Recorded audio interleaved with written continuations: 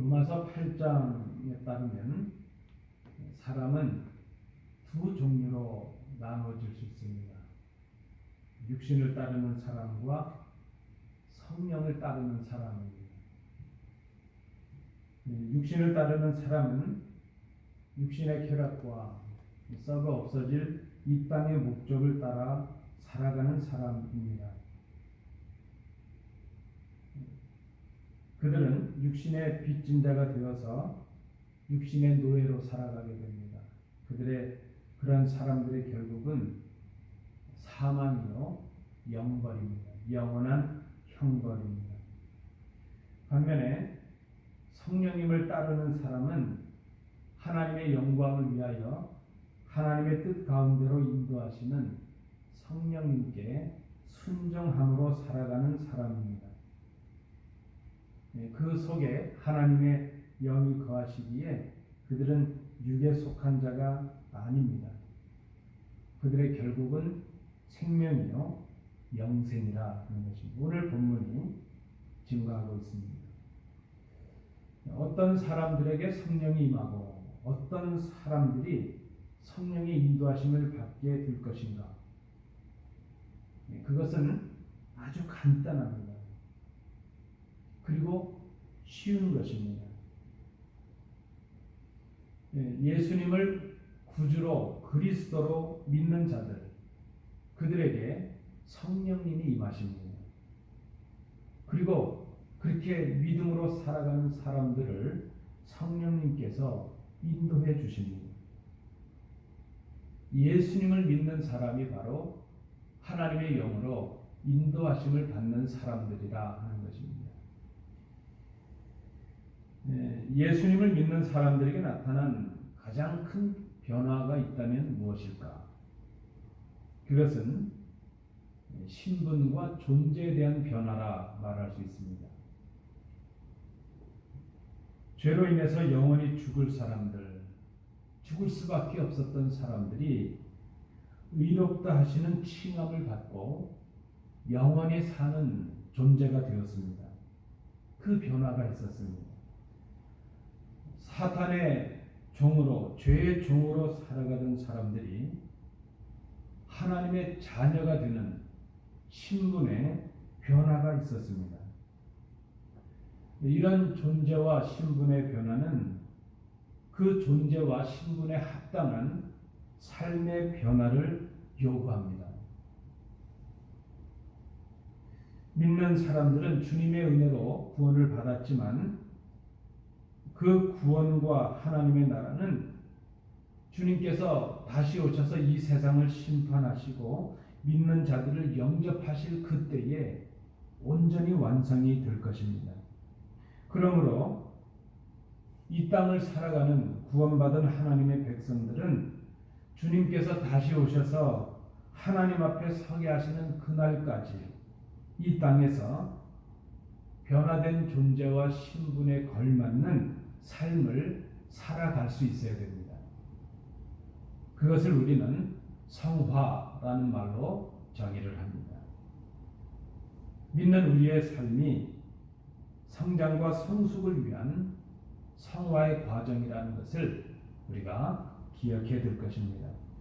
말씀드린 대로 비록 우리가 그리스도인들이 예수님을 믿음으로 구원을 받았지만 우리는 아직 연약하고 부족합니다.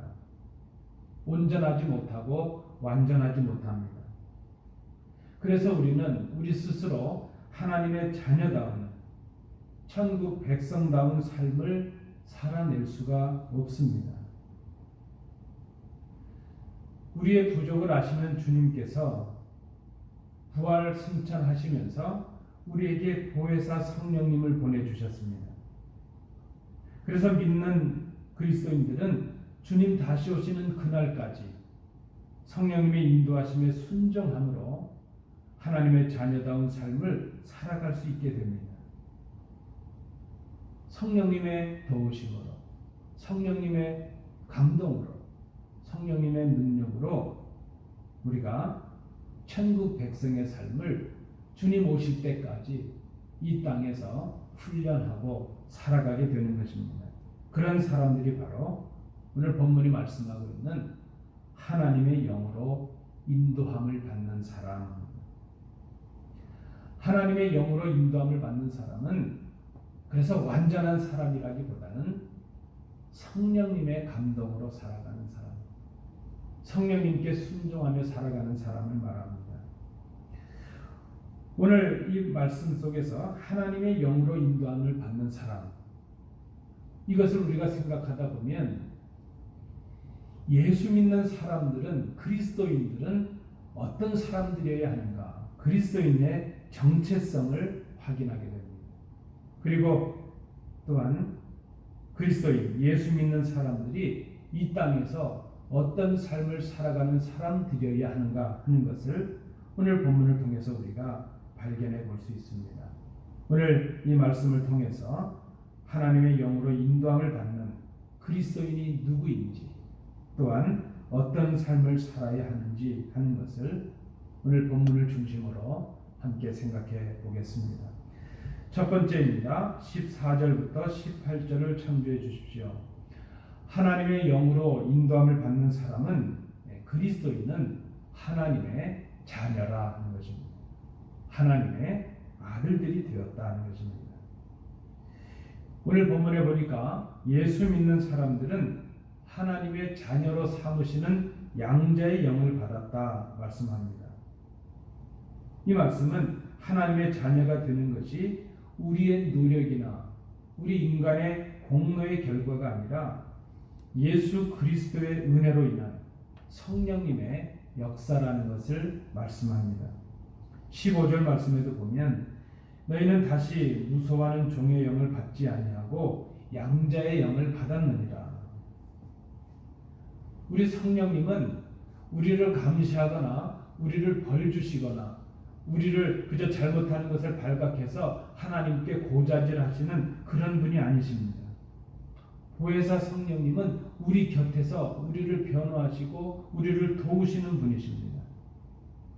이 성령님께서 예수를 구주로 믿는 우리들 가운데 역사하셔서 우리를 하나님의 자녀가 되게 하시는 그런 영이십니다. 양자의 영이라 그랬습니다. 이 성령님의 역사로 믿는 사람은 사단의 자녀가 아니라 하나님의 자녀가 될 수 있습니다. 하나님을 아빠라고 부르는, 아버지라고 부르는 그런 존재가 됩니다. 하나님의 자녀된 사람들에게 주시는 선물은 사단의 종살이와 그 죄의 그 죽음의 두려움으로부터 벗어나는 자유라고 그랬습니다. 종들은 책임이 있습니다. 자연스럽지 못하고 자유하지 못합니다. 그러나 아들은 자유로운 것이죠. 하나님께서 우리를 자녀 삼으심으로 주시는 가장 큰 선물은 바로 죄로부터, 죽음으로부터, 율법으로부터, 사망으로부터, 거짓으로부터, 악함으로부터 자유라 하는 것입니다. 또한 오늘 말씀해 보니까 이 하나님의 자녀가 되면 주어지는 특권이 있는데 아버지의 상속자가 되는 것입니다.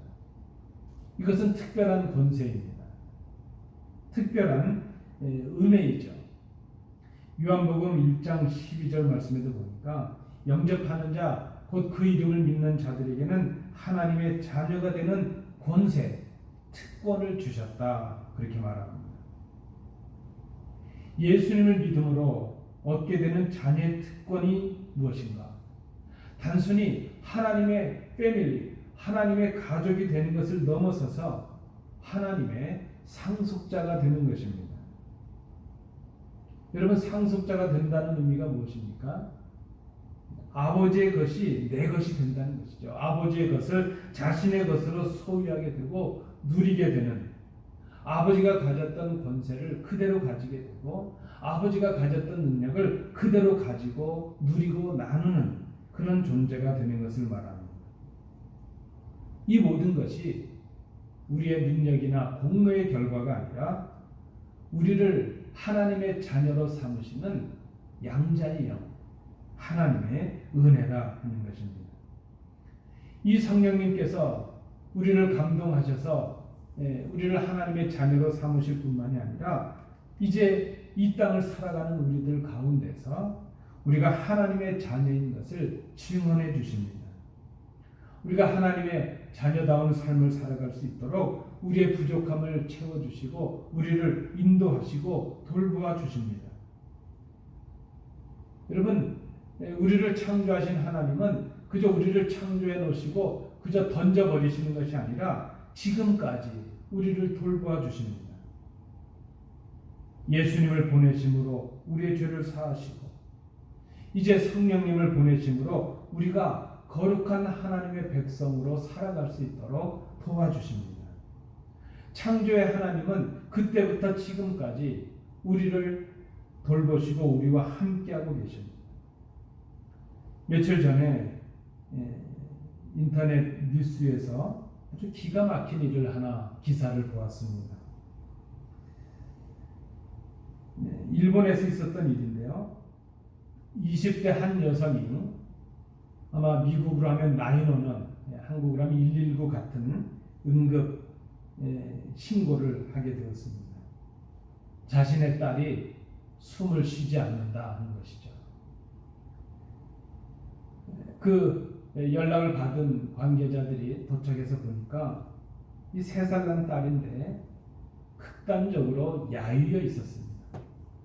그리고 하반신이 다 물러 있었다 그래요. 그 아이가 죽어 있는 것이죠. 이상이 여긴 당국자들이 조사를 하고 그 아이를 부검을 하였습니다. 그런데 결국 밝혀졌죠.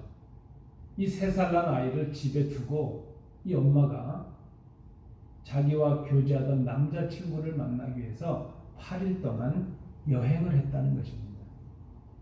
그 아이의 위 속에는 아무 음식이 없었다 그래요.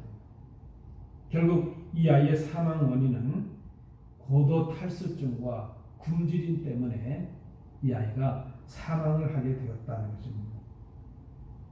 어떻게 이런 일이 있을까? 참 기가 막힌 일 아닙니까? 이게 불과 며칠 전의 일이었습니다. 이 코로나 때문에 여행도 자유롭지 못한데 그 피부치, 그 어린 딸을 두고 어떻게 그럴 수 있었을까?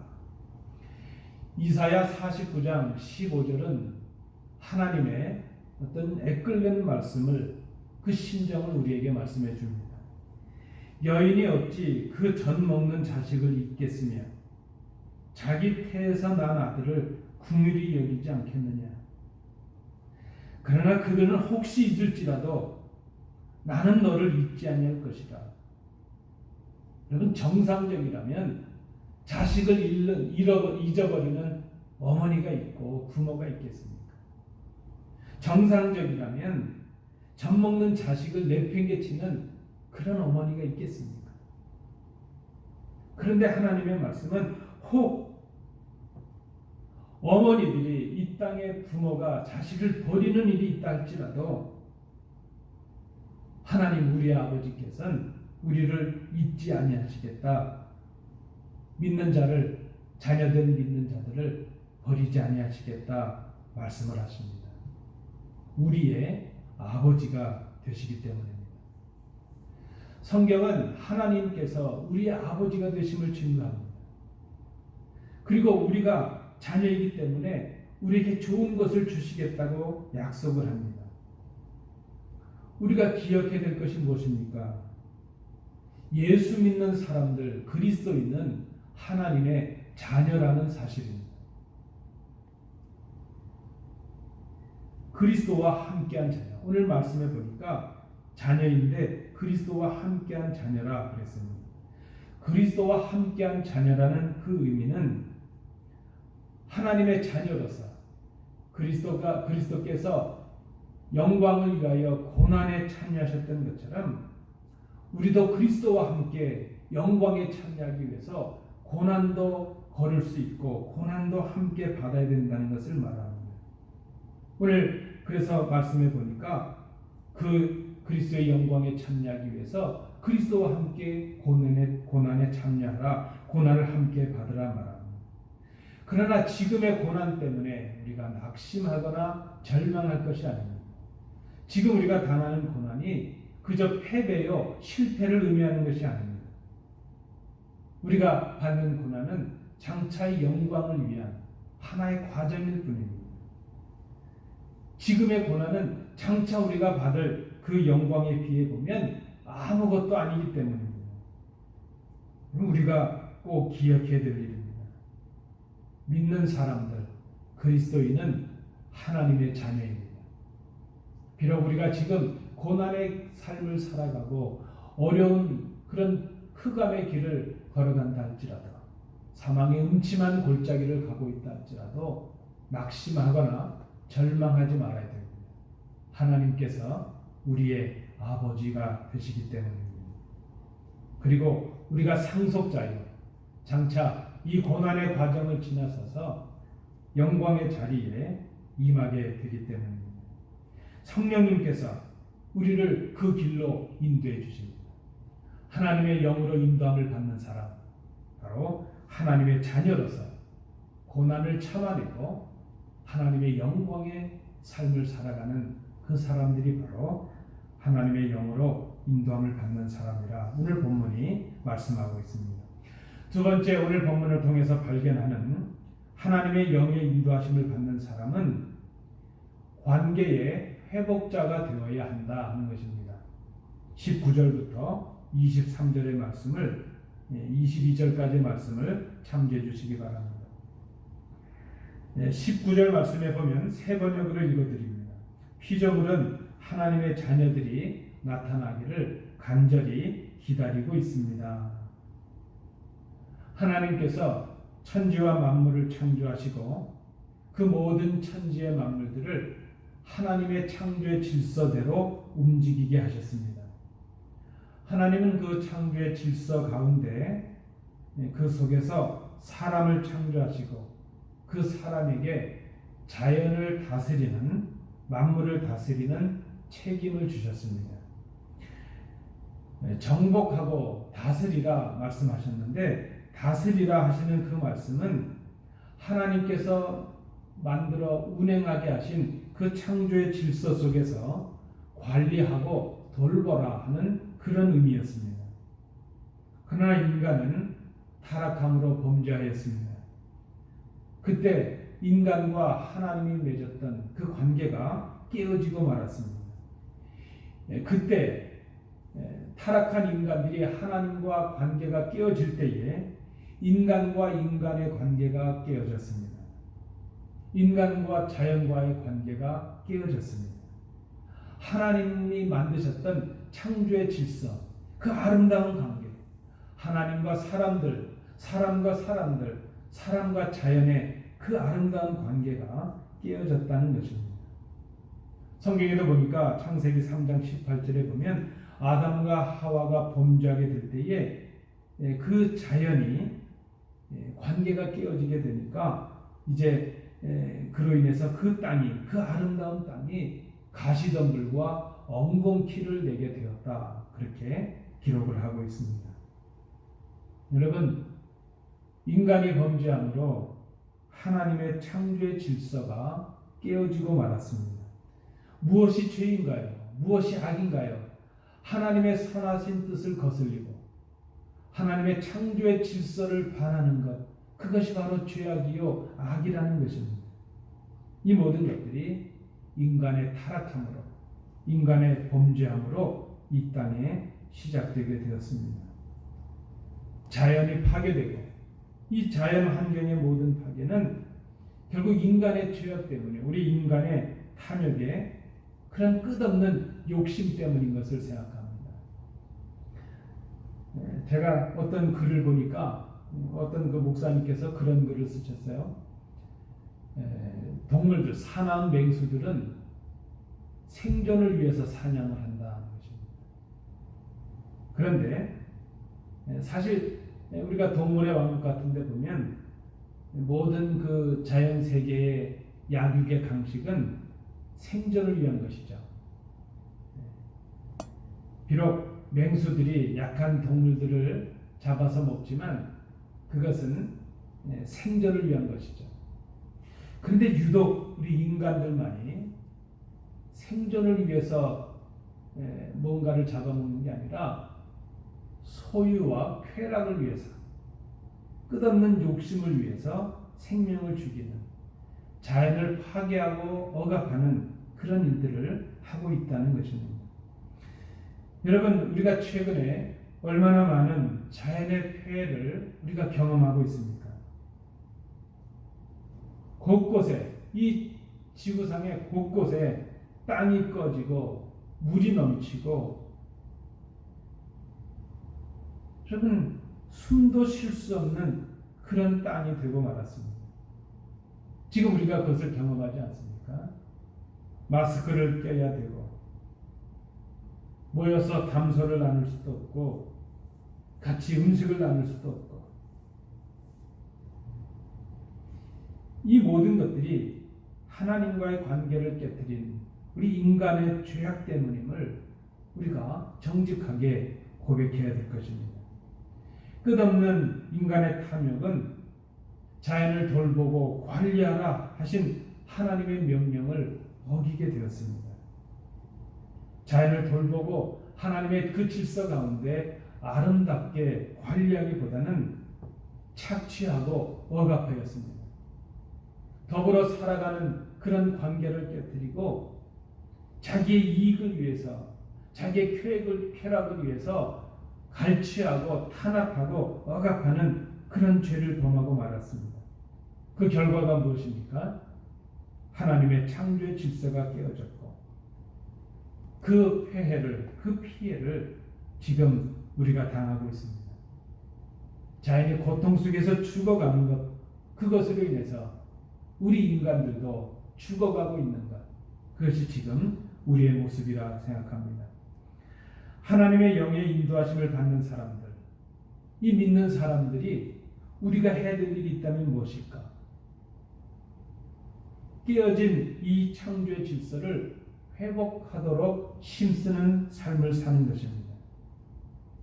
그것은 먼저 가장 큰 책임을 맡았던 우리 인간들이 하나님과의 관계를 회복하는 데서부터 시작이 됩니다.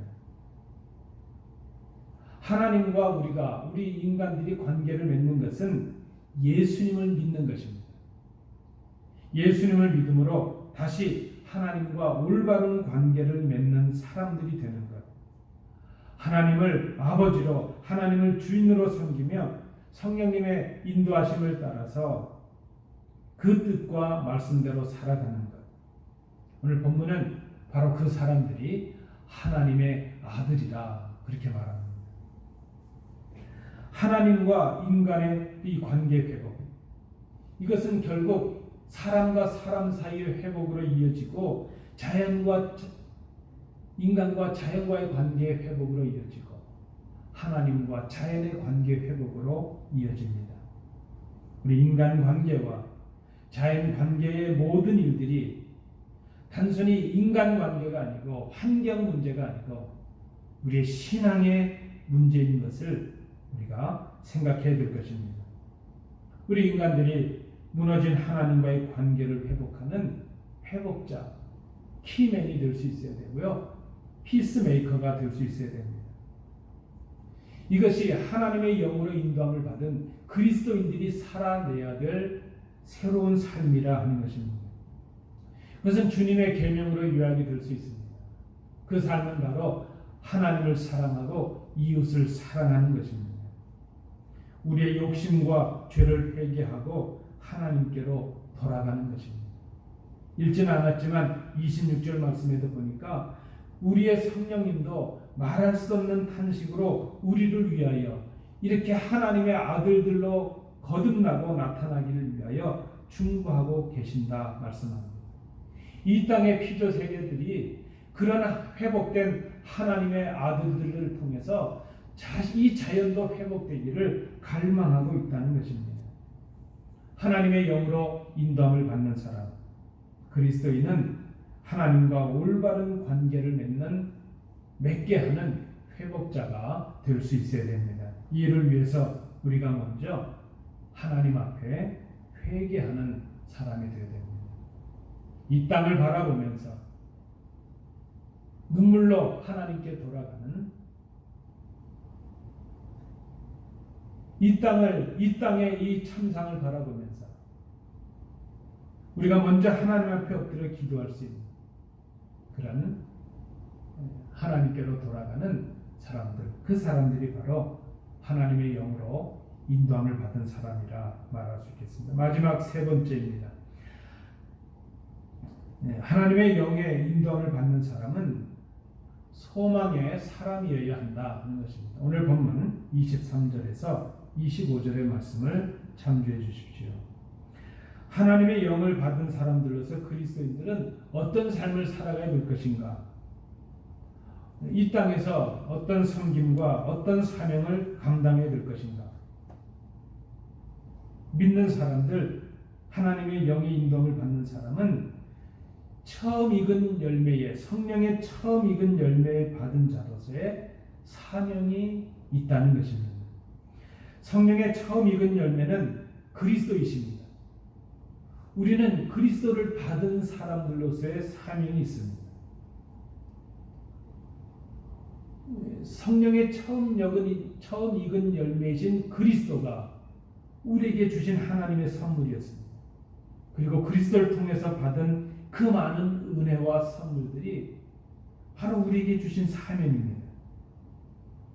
믿는 사람들은 아직 그리스도를 받지 못한 사람들에게, 그 죄인들에게 그리스도를 증거함으로 그리스도를 믿고 구원을 얻게 하는 열매가 될 수 있어야 됩니다. 우리가 좋은 씨앗들이 될 수 있어야 됩니다. 믿지 않는 자들, 아직 주님을 알지 못하는 사람들에게 복음을 전하고 그들이 그 복음을 듣고 믿고 영생을 얻게 하는 그 열매, 그 사명, 이것이 우리의 사명이요, 또 우리의 소망이 될 수 있어야 됩니다. 이것이 교회의 본질적인 사명이요, 성도된 사람들의 본질적인 사명입니다. 말씀을 증거하지 않는 성도, 말씀을 전하지 않는 교회는 생명력이 없습니다. 기억해야 될 일입니다. 믿는 자는 성령의 처음 익은 열매를 받은 자로서 그 사명을 감당해야 된다는 것입니다. 두 번째 보니까요, 24절에 그렇다면 믿는 자로서 하나님의 영으로 인도함을 받는 사람은 진짜 우리가 가져야 될 소망이 무엇인가 하는 것을 바로 깨달아야 한다 하는 것입니다. 24절입니다. 우리가 소망으로 구원을 얻었음에 보이는 소망이 소망이 아니니 보는 것을 누가 바라리요. 믿는 자가 구원받은 소망이 있습니다. 믿는 자가 구원받은 소망이 무엇입니까? 그것은 온전한 몸의 구속, 곧 장차 받을 구원의 완성, 하나님의 나라입니다. 하나님의 영으로 인도함을 받는 사람, 그리스도인들, 믿는 사람들이 가져야 될 소망, 그것은 이 땅의 것이 아니라는 것입니다. 그것은 아직 우리 눈에 보여지지 않습니다. 그래서 우리가 의심할 수 있고 이제 굳게 믿음에 서지 못할 수 있습니다. 믿는 우리가 가져야 될 진정한 소망, 이 땅의 것 좀 더 많이 가지고 좀 더 많이 소유하고 좀 더 많이 누리고 좀 더 편안해지고 그렇게 눈에 보이는 것, 그런 것들은 이 땅의 소망이 될 수가 없습니다. 때가 되면 다 사라지는 것들입니다. 때가 되면 우리가 그렇게 믿었던 사람들도 사라지고요, 때가 되면 우리가 그렇게 집착했던 물질들도 다 사라집니다. 우리에게 아무런 도움이 될 수 없을 그때가 있습니다. 진짜 우리에게 구원에 이르게 하는 소망은 하나님의 나라입니다. 복음입니다. 영원한 생명입니다. 그 하나님의 나라를 더불어 함께 누리는 것, 아직 주님을 알지 못하는 자들에게 복음을 증거하고 그들도 우리처럼 하나님의 나라를 소망으로 바라보게 하는 것, 그것이 하나님의 영으로 인도함을 받는 우리 믿는 사람들의 진정한 소망이 되어야 한다는 것입니다. 세 번째는 이 구원의 완성, 이 소망을 위해서 하나님의 영으로 인도함을 받는 사람은 오늘을 인내하고 참음으로 기다리라 하는 것입니다. 여러분, 그런 의미에서 믿음은 기다림이라 말할 수 있습니다. 지금의 고난을 참음으로 장차 받을 영광을 기다리는 것입니다. 인내하라 그랬습니다. 지금의 불편과 지금의 고난과 지금의 아픔과 지금의 어려움을 참아내는 것입니다. 인내하는 것은 기다리는 것입니다. 기다릴 수 있는 이유는 소망이 있기 때문입니다. 그래서 기다리는 사람은 절망하지 않습니다. 기다리는 사람은 하나님의 약속을 믿는 사람입니다. 하나님의 약속을 믿는다는 것은 그 약속을 주신 하나님을 의지하고 신뢰한다는 표시입니다. 하나님을 신뢰하십시오. 우리 아버지이신 하나님을 믿으십시오. 하나님을 신뢰하는 사람은 하나님께서 원하시는 그때에 우리에게 가장 좋은 것을 주신다는 것을 의심하지 않습니다. 이 땅을 살아가면서 가장 불쌍한 사람이 있다면 그 사람은 소망을 잃어버린 사람일 것입니다. 하루를 사는데 내일에 대한 소망이 없는 사람, 참으로 불쌍합니다. 그러나 우리는 고아와 같이 버려진 사람들이 아닙니다. 하나님 우리를 버리지 않으시고 우리에게 주신 약속을 이루실 때까지 우리를 인도해 주십니다.